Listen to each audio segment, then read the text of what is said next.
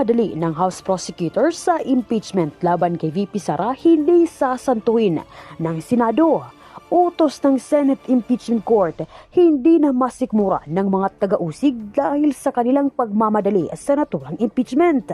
Pero bago ang lahat, kung hindi pa kayo nakapag-subscribe sa channel na ito, please do subscribe para mas maging updated pa kayo sa mga susunod kong mga videos. Hindi nga matanggap ng House Prosecutors ang pagkapako ng impeachment case laban kay VP Sara. Ito'y kasunod sa inilabas na pahayag ng Senado na walang magagawa ang Kamara kundi sundin ang mga pinag-uutos ng Senado kung ayaw nilang itapon ang naturang article of impeachment. Bigger than that issue is the compliance. Kung makikita niyo po, yung order po ng impeachment court nung June 10 ay conditional po yung pag-set ulit po ng convening doon sa compliance po ng House of Representatives doon sa second order. At saka yung sinasabi ni Presiding Officer and Senate President na hindi po sila pwede mag-convene kung wala pa pong communication from the House kung sino yung House Prosecutors. Kasi gusto po nila na magkaroon na ng appearances doon yung House Prosecutors at yung defense. Kaya po, hinihintay po ng impeachment court as a condition sine qua non na ma-comply po ng House po yun. Yung po yung import ng second order po. Sir, sorry. Paano kung walang compliance, hindi magko-convene? Or ma-delay ulit yung pag-convene? Hindi mangyayaring July 29? If lang naman, sir, scenario lang to. If by July 29 walang compliance, so walang kasigurohang magko-convene by 29? Nako, hindi ko masasagot yan, no? Kasi hindi ako senator judge, hindi ako senador. But that is in the realm of possibility siguro. Pero of course, sa action ba ng impeachment court, yung ba yung gustong mangyari? Parang lahat ng steps nga, 55% na accomplish na eh. So, if you look at the intent of the impeachment court wants this process to already roll. And the compliances, the certifications will ensure that there is no more question or any legal impediment once the impeachment court convenes. It actually gives the House of Representatives the power to already decide na tuloy-tuloy na tayo kapag nag-comply yung House doon sa appointment ng House Prosecutors at saka yung second order na yun for certification. Dependent yung pag-convene sa compliance? Yun po ang order po ng June 10. Kung makikita nyo po. Anong implication po kung hindi sila mag-comply? Alin po? Yung hindi mag-comply, yung second order, yung I House. cannot hazard a guess. Hindi ko, kasi gusto mong patunguhan ko kung magko-contempt ba o hindi. No, yun yung gusto mong lumabas sa akin. Hindi ko masasagot yan. Kasi hindi nga ako senator judge and depende na lang yan kung anong move nung both parties, no? They are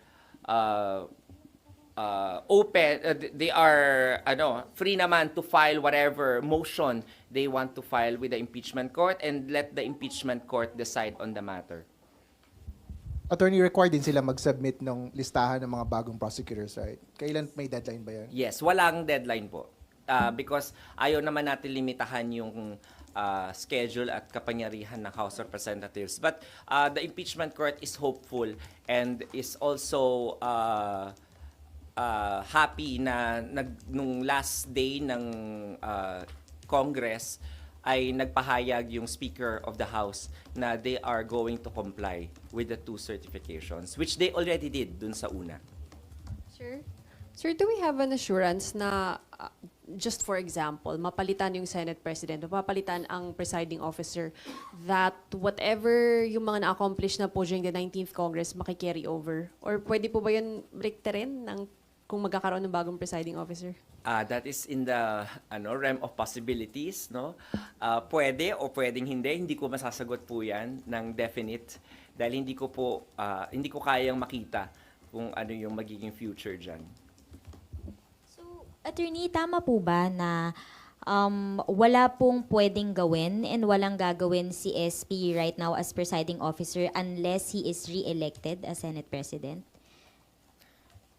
Between now and until the time, wala po siyang pwedeng action na gawin bilang presiding officer ng impeachment court? Well, as of today, as of today, I think ganun yung, and as based on the pronouncements of the Senate President himself during his press con last week, I think that is the policy that he is taking for the meantime. However, in the next few weeks, hindi natin alam. We cannot second guess kung ano yung, baka may makapag-persuade sa kanya. So, hindi ko alam.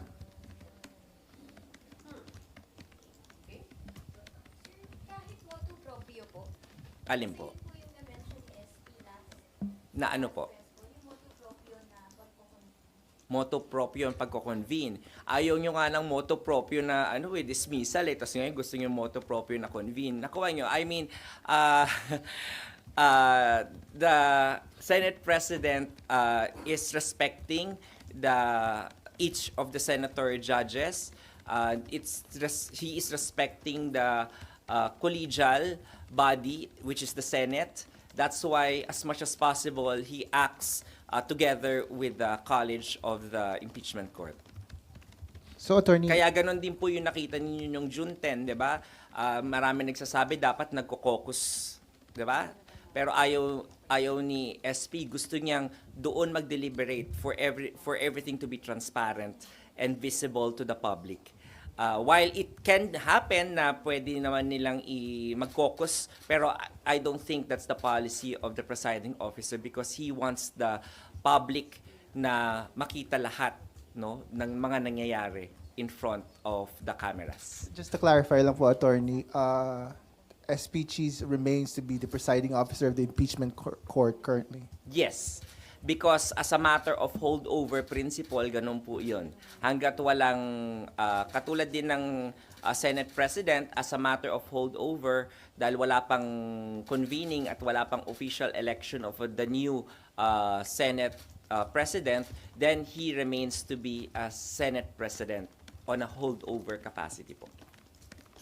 Attorney, so kung may isang senator judge na mag-request na mag-reconvene, walang pwedeng mangyari? Sabi ko nga po, the Senate is a collegial body, hindi... So, baka po kung isa, I don't think na mapagbobotohan po yun. So, alam naman po natin, official actions of the Senate as a collegial body only happens in the plenary, on the floor, at kailangan nakalagay po sa order of business din po. No? Yun naman po yung sa Senate rules. Okay na mga beshi. Ay, may tanong pa po. I'd like to follow up on one of the questions kanina. So, to be clear, walang convening of the impeachment court until the 20th Congress opens. Kasi yung order ng Senate to the House is mag-designate sila ng prosecutors. Pero you can also say And kasi... mag-comply dun sa certification na second, na pwedeng na ipagpapatuloy ng But House. can the House do that even without having their own plenary session? I don't know. You have to ask the House about it. No, I don't know how they will do it. I don't know what's their action going to be. However, for the meantime na nagwe-wait po tayo, no, ng any action, hindi naman po sinabi yun na tumitigil po ang proseso. Kasi pwede naman pong aralin na ng magkabilang panig ng mga litigants yung kanilang mga modes of discovery. Pwede naman pong mag-avail na sila nun, mag-send ng written interrogatories para mapatawag yung adverse party witness. So, dapat yun po yung pinaghahandaan. And I think those things can be filed even before the convening of the impeachment court. Kasi po, para pagdating po ng convening on the 29th onwards, ay matakal na po kagad yun. So, yun yung kailangan na mangyari po. Sabi ko nga po, ang impeachment court po passive. Maghihintay lang po yan sa submissions ng both parties. So, ngayon po, the active participation of the litigants should be the one that is encouraged. Sorry sir, kasi it is just now that we are hearing na yung powers po ni SP as presiding officer ay basically wala po muna unless ma-re-elect siya. Is it a new position, a Hindi new po, stance? hindi yan yung position, hindi yung walang power, no? Well, hindi ko sinasabing walang power. Ang sinasabi ko nga po may power, may holdover capacity nga po. Pero nga maaaring ma-question siya na bakit ka bakit ka nagsuswear in? 'Di ba? Nakalagay sa rules natin, mag-elect muna tayo ng Senate President.